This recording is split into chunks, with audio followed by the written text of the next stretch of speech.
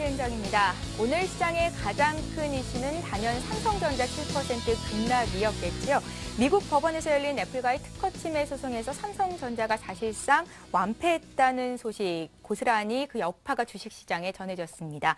삼성전자 주가뿐만이 아니라 삼성전자 휴대폰 부품 납품하는 종목들 일제히 줄줄이 급락하는 모습이 연출이 됐는데요. 많게는 10% 이상 급락세가 나오기도 했습니다. 오늘 코스피 지수는 0.1% 정도 하락으로 거래를 마쳤는데요. 시가총액 상위 종목 중에서 거의 삼성전자만 하락했다라고 봐도 좋을 정도로 외국인들의 매수가 한 3,500억 원 정도 들어왔고요. 프로그램 매수도 8천억 원 정도가 들어왔습니다. 오늘 하루 동안 삼성전자의 시가총액이 12조 원이나 줄었다고 하는데요. 만약에 삼성전자가 보합권에서 마감이 됐다면 코스피는 한 1% 정도 상승이 나오지 않았을까 아쉬운 마음도 듭니다. 자, 이번 주는 향후에 삼성전자 주가가 어떻게 움직일지, 또 주말에 있을 벤버냉키 연준 의장의 발언이 어떤 내용이 나올지 앞으로 시장에 큰 관건이 될 것 같은데요. 자, 오늘도 시장과 종목에 관한 모든 것 저희 스트라이크가 여러분들을 위해서 미리 준비를 좀 해봤습니다. 주식쇼 스트라이크는 1부와 2부 이렇게 나뉘어서 진행이 됩니다. 1부 시간에는요, 전문가의 시장 분석을 들어보실 수가 있고요. 또 전문가끼리 포트의 종목을 담아서 평균 수익률로 대결을 펼치는 1인자를 찾아라 시간도 마련이 되어 있습니다. 자, 이어지는 2부 시간에는 여러분들의 종목 고민을 해결해 볼 수 있는 종목 상담 시간이 마련이 되고요. 또 전문가의 주식 투자 노하우를 보다 깊이 있게 강의 형식으로 들어보실 수도 있습니다. 1부와 2부 모두 채널 고정하시고요. 끝까지 시청해 주시면 되겠습니다. 자, 그럼 오늘 주식쇼 스트라이크 저와 함께 1부를 끌어주실 두 분의 전문가부터 소개를 해드립니다. 오늘 처음 만나 뵈는 분이죠. 황금연못 원해남 전문가 나오셨고요. 또 피닉스맨 김혜동 전문가 이렇게 두 분과 함께합니다. 안녕하세요. 예, 두 분의 전문가 과연 어떤 멘토님이실까요? 두 분의 전문가부터 프로필 소개 도와드립니다. 프로는 결과로 보답한다. 매매 신호를 이용한 지도주와 테마주 매매, 차트 급소 공략으로 더블맨을 만든다. 황금연못, 원해남 전문가의 개미허리 따라잡기 노하우 바로 공개됩니다. 돌파갭과 상승 추세 기법, 과대 낙폭과 추세 돌파의 이평이론, 우량주와 실적 중심의 중소형주 공략 전법을 구사한다. 피닉스맨 김혜동 전문가의 멘토링 곧 공개됩니다. 예, 이렇게 훌륭한 두 분의 멘토님 모시고 오늘 시장 분석부터 해보겠습니다. 먼저 원해남 전문가님, 오늘 삼성전자가 7% 넘게 빠졌는데도 지수가 잘 버텨줬습니다. 외국인들도 하루 만에 매수로 돌아섰었고요. 오늘 장 어떻게 보셨어요? 네, 오늘 삼성전자의 하락을 어느 정도 외국인들의 매수가 방어를 해줬다라고 보고 있는데요. 반면에 투신권하고 연기금에서는 매도가 상당히 좀 많이 나왔다라고 볼 수 있고, 현재 시장은 자연스러운 단기 조정 과정인데 악재가 토요일 날 불거졌기 때문에 자연스러운 갭 메우기 과정에 좀 진입하지 않았나라고 보고 있습니다. 예. 자연스러운 갭 메우기 과정이다라고 말씀을 하셨는데요. 기관이 투신을 중심으로 매도를 하고 있다는 건 지금 펀드 환매 물량이 계속 쏟아지고 있다는 거잖아요. 당분간 계속될까요? 특히 주말에 악재 때문에 당분간은 더 이어지지 않겠냐라고 보고 있는데요. 다만 이제 월말로 들어가기 때문에 예. 월말 같은 경우는 이제 윈도우 드레싱이라든가 이런 기대감도 좀 살아 있고, 그러나 큰 흐름에 있어서는 기관들이 최근에는 지속적인 매수보다는 매도 쪽 차익 실현 매물들이 좀 등장하고 있다라고 봤을 때 기관들의 매도는 좀 더 이어지지 않겠냐라고 보고 있고요. 특히나 그동안에 투신권이 삼성전자 지분을 대략 한 23% 정도씩 보유하고 있었다라고 하는데, 그런 물량들이 오늘 연기금이나 또 투신 쪽에서 매도가 나왔다라는 거는 향후에도 조금 더 출회될 수 있는 그런 여지가 남아 있고요. 지수에 비해서 삼성전자 하나만이 상당히 그 종가가 저가로 끝나는 그런 모습을 보여줬기 때문에 삼성전자의 시가총액이 시장에 차지하는 비율이 워낙 높아서 앞으로도 바로 이렇게 되돌아서 상승으로 전환하는 것은 다소 좀 어렵다라고 볼 수 있고요. 또 기관들의 추가 매도가 삼성전자뿐이 아니라 시장에서도 흘러나오게 된다면 결국 단기 상승을 한 후에 숨고르기 조정은 좀 불가피하다라고 보고 있습니다. 원해남 전문가님, 오늘 삼성전자를 사야 되나 말아야 되나 가지고 정말 많은 분들의 의견이 분분했던 것 같은데요. 외국인들은 오늘 삼성전자를 담았습니까?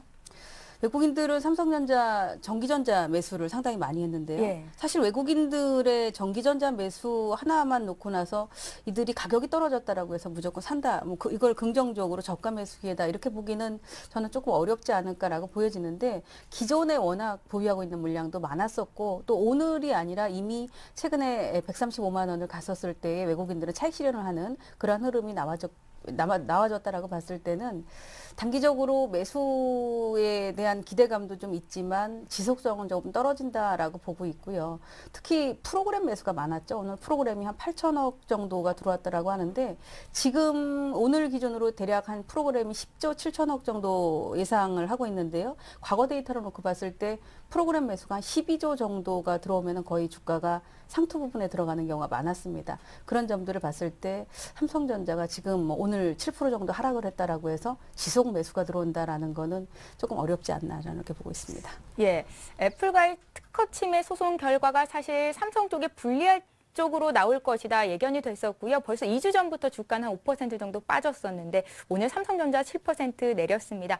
앞으로 삼성전자의 흐름은 어떻게 될까요? 좀 예견 좀 해주세요.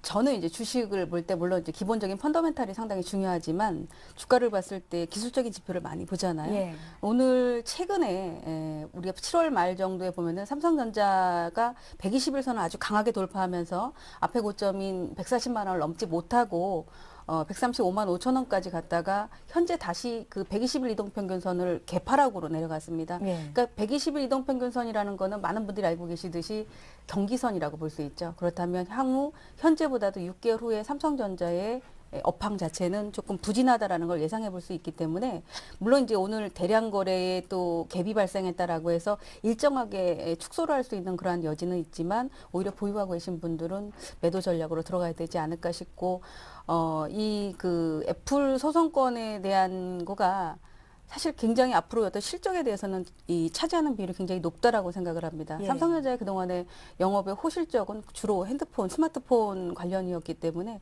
그런 점들이 부정적인 영향을 줄 거다라고 볼 수 있고 이런 어떤 펀더멘탈적인 측면이 전체적인 시장을 놓고 봤을 땐 긍정적이지만 이 주가를 보고 내가 판단하기가 어렵다라고 한다면 차라리 차트, 이동평균선 이런 것들을 중시하셔가지고 경기선을 이탈했다면 오히려 좀 조심을 해야겠다 이런 전략으로 가보시는 것도 좋을 것 같습니다. 예, 알겠습니다. 원해남 전문가님 의견 들어봤고요.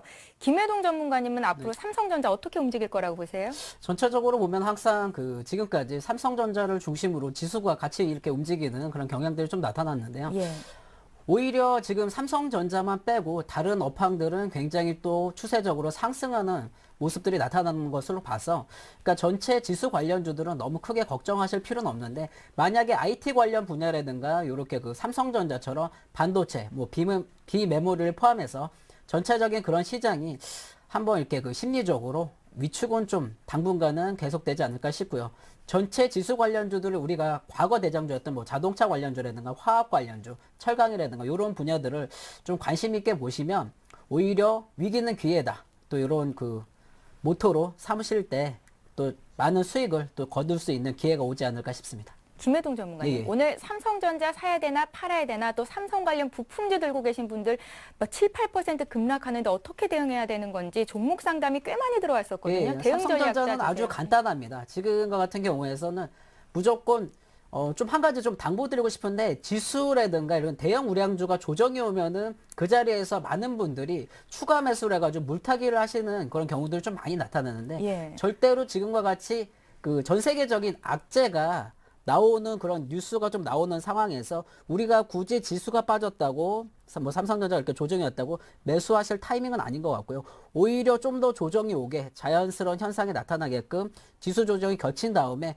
충분히 자리에서 올라올 때 매수하셔도 늦지는 않을 거라고 이렇게 좀 보고 있습니다. 예, 급한 마음으로 매매하기보다는 향후의 추이를 좀 지켜봐야 한다 이런 의견이신 것 같고요.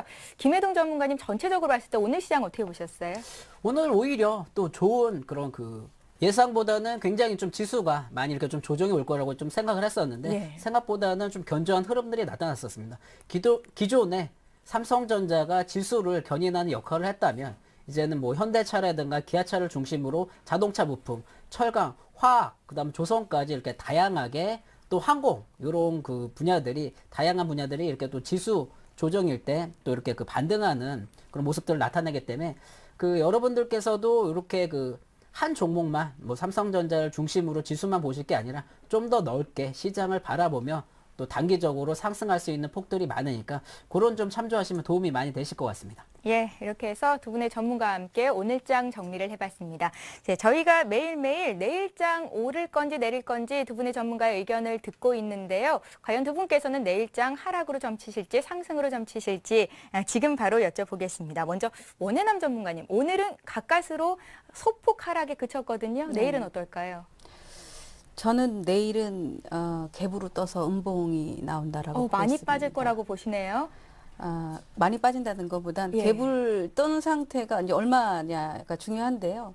우리 지금 8월이 얼마 안 남았습니다. 월봉인데 월봉이 마무리되는 이 시점에 삼성전자를 비롯한 많은 주가들이 좀 힘에 부처하는 그런 모습을 보여줘서 내일은 어쨌든 조정 오늘보다는 오히려 더 분위기가 체감 지수가 낮다 이렇게 보고 있습니다. 예, 잠시 뒤에 좀 더 자세한 의견 듣도록 하고요. 김혜동 전문가님 내일장 어떨까요?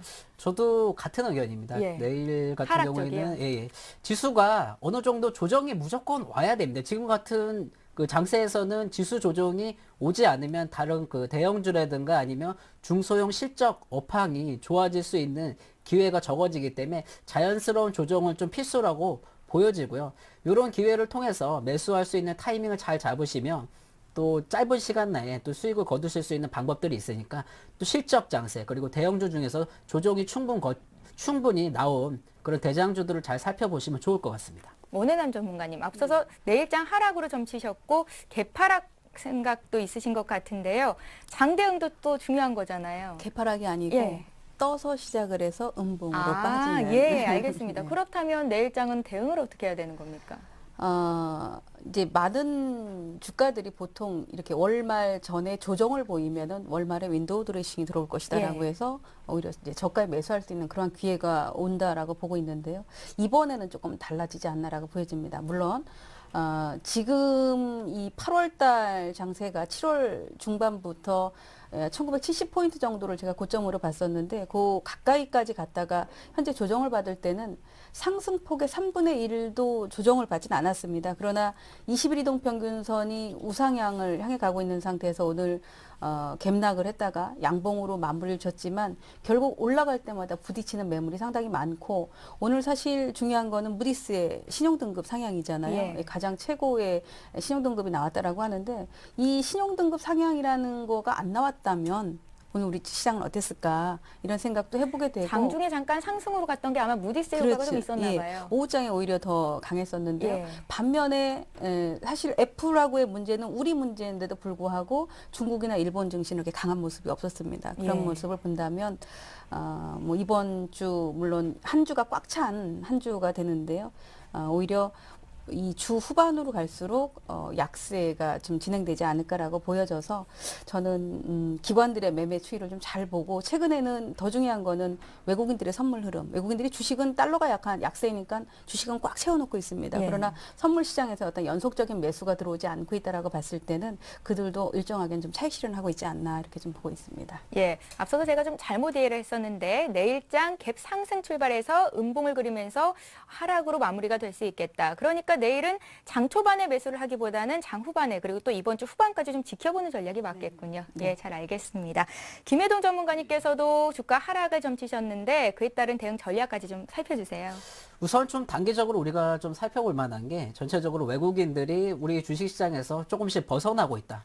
이런 좀 느낌들을 좀 떨쳐낼 수가 없고요. 예. 그리고 최근 들어서 보면은 증권회사를 중심으로 구조조정 얘기가 나오고 있습니다. 그만큼 가장 시장에서 민감하게 반응하는 금융권이 이렇게 좀 앞으로 주식시장을 굉장히 조금 어둡게 보고 있다. 이런 그 느낌들이 계속적으로 뉴스나 시황들을 통해서 좀 나오고 있고요. 당분간 단기 매매 그 패러다임이 지속될 것 같습니다. 이럴 때 우리가 좀 대응할 수 있는 전략들은 시장에서 반드시 이렇게 바닥을 치고 실적 장세가 이제 조금만 있으면 도래를 하는데 이럴 경우에는 중소형주 중심으로 이렇게 좀 잘 보시면 많은 좀 매기들이 나오고 있습니다. 단기적인 그런 흐름들을 좀 살펴보면 오늘과 같은 경우에 보면 우리 과거 대장주였던 인공위성 관련주라든가 아니면 최근 들어서 대선 관련주들이 굉장히 이렇게 알게 모르게 조금씩 치고 나오는데 포트와 비중을 잘 조절하신다면 또 지금 장이 좀 어렵다고 할 수 있지만 그런 그 기회를 잘 살리시면 좋은 또 이렇게 그 시너지가 나지 않을까 이렇게 좀 보고 있습니다. 예, 자 이렇게 해서 오늘 시장 흐름 또 앞으로의 전망까지 두 분의 의견 들어봤습니다. 이제 여러분들께서 기다리고 계실 두 분의 전문가의 관심 종목을 들어볼 차례인데요. 1인자를 찾아라 잠시 후에 시작합니다.